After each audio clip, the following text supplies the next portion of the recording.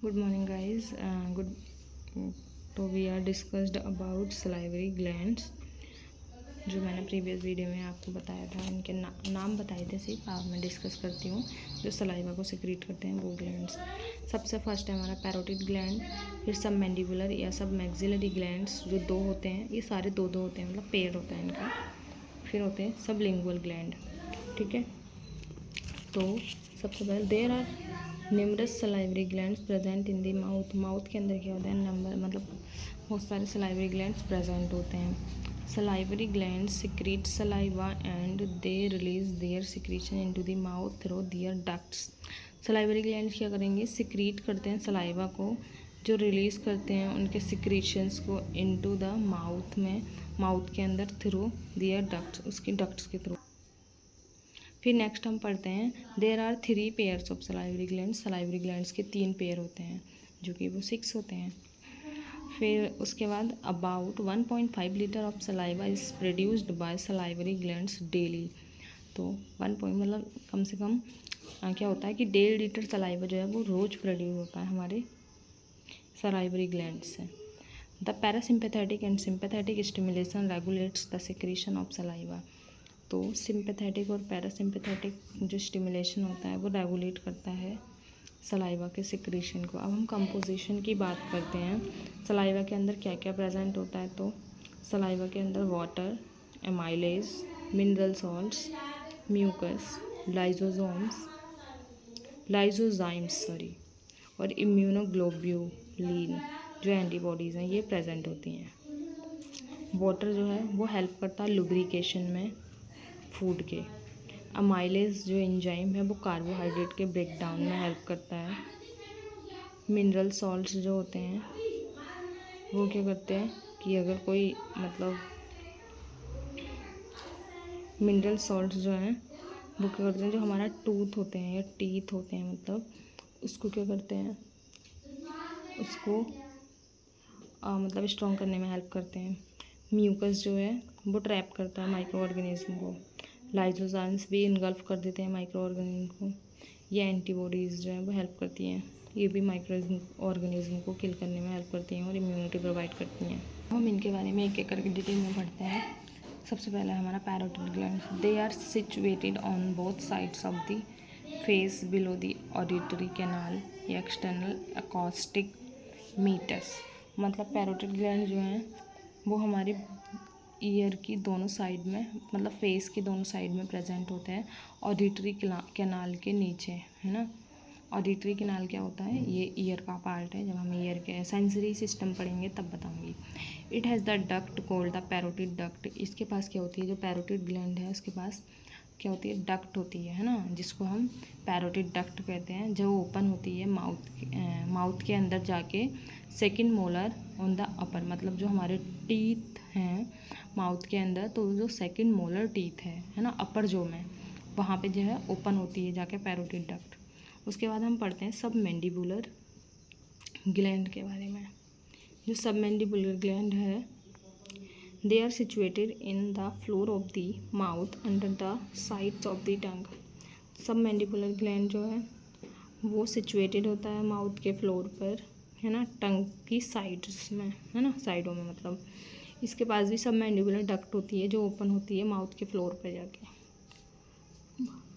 फिर आता है हमारा सब लिंगुअल ग्लैंड।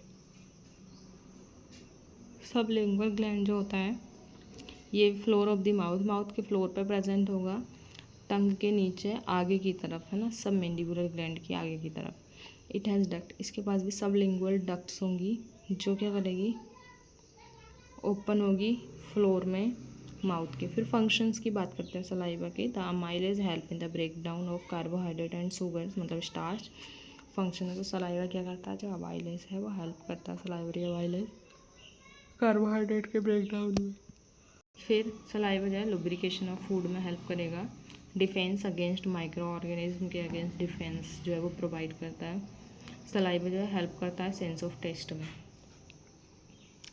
अब हम क्या करते हैं, एक बार आपको डायग्राम दिखा देते हैं, उसके बाद हम ईसोफेगस कंटिन्यू करेंगे। ये हमारा डायग्राम है जो फेस के दोनों साइड्स में, और क्या होता है कि हमारी जो ऑडिटरी कैनाल है उसके जस्ट सामने क्या होगा, प्रेजेंट होगा ये हमारा पैरोटिड ग्लैंड। पैरोटिड ग्लैंड के बाद सब मैंडिबुलर ग्लैंड प्रेजेंट होंगे इधर, और सब लिंगुअल ग्लैंड जो है जीभ के नीचे प्रेजेंट होता है, जस्ट टांगे के नीचे। उसके बाद हम बात करते हैं अब ईसोफेगस की। इसकी एनाटॉमी और फिजियोलॉजी बताती हूँ मैं।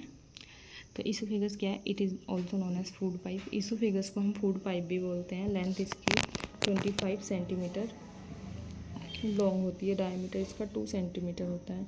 लोकेशन कहाँ है, ये थोरेसिक कैविटी में प्रेजेंट होती है, वर्टिब्रल कॉलम के फ्रंट में, मतलब आगे की तरफ। It extend from the pharynx, और ये फेरिंग्स से एक्सटेंड होती है।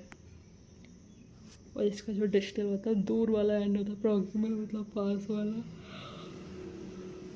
प्रॉक्सिमल मतलब पास वाला, और डिस्टल मतलब दूर वाला एंड, वो स्टमक तक जाता है। स्ट्रक्चर जो इसके मतलब जुड़े होते हैं इससे सुपीरियरली, मतलब ऊपर की तरफ फेरिंग्स होगा, नीचे की तरफ स्टमक और डायफ्राम, आगे की तरफ ट्रैकिया, और पीछे की तरफ वर्टिब्रल कॉलम होगा। फिर हम नेक्स्ट पढ़ते हैं, साइडों में इसके लंग्स प्रेजेंट होते हैं। फिर हम स्ट्रक्चर की बात करते हैं। The structure of oesophagus is the same the structure of alimentary tract. तो ईसोफेगस का स्ट्रक्चर क्या होगा, एलिमेंट्री ट्रैक्ट के सेम ही होगा, मतलब जैसे इसमें भी क्या होंगी, लेयर्स प्रेजेंट होंगी, बस ये थायरोसिक कैविटी के अंदर आती है, तो इसकी आउटर लेयर सीरस ना होके इसकी फाइब्रस टिश्यू की मेम्ब्रेन होगी। और फिर उसके बाद इसकी सेम होंगी म्यूकोसा, सब म्यूकोसा, ये सब, ठीक है। तो उसके बाद अपार्ट फ्रॉम दैट, देख इसमें लिखा भी है देखो कि apart from that the adventitia या सीरस मेम्ब्रेन जो होती है ईसोफेगस की with in the thoracic cavity क्या होगी, फाइब्रो इलास्टिक टिश्यू की बनी हुई है। The inner lining of oesophagus, inner linings जो होंगी ईसोफेगस की, जो प्रोक्सिमल मतलब पास वाला एंड है हमारे माउथ से जो जुड़ा होता है ना, वो स्ट्रेटिफाइड स्क्वेमस एपिथेलियम टिश्यू से लाइंड होगा, जबकि दूर वाला एंड जो हमारे स्टमक से जुड़ा होता है वो कॉलमनर एपिथेलियम टिश्यू से कवर लाइंड होगा।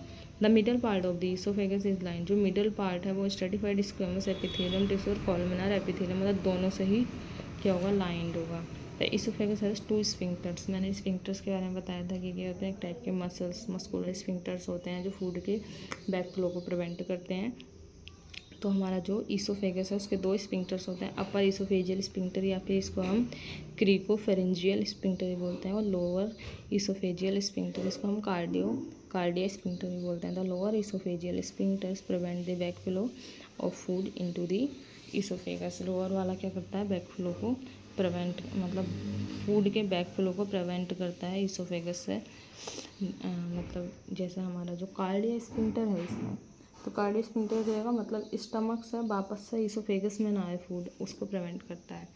फंक्शंस की बात करें तो oesophagus help in the forward movement of food of bolus in the stomach with the help of peristaltic movement. मतलब ईसोफेगस का मेन फंक्शन यही है कि ये फॉरवर्ड मूवमेंट मतलब माउथ से स्टमक तक जाने में क्या करता है, फूड को हेल्प करता है ये फॉरवर्ड मूवमेंट में, है ना। जो मतलब माउथ में मेस्टिकेशन के द्वारा क्या हो गया है, मेस्टिकेशन के द्वारा वो बन गया है हमारा, बोलस में कन्वर्ट हो गया है मतलब।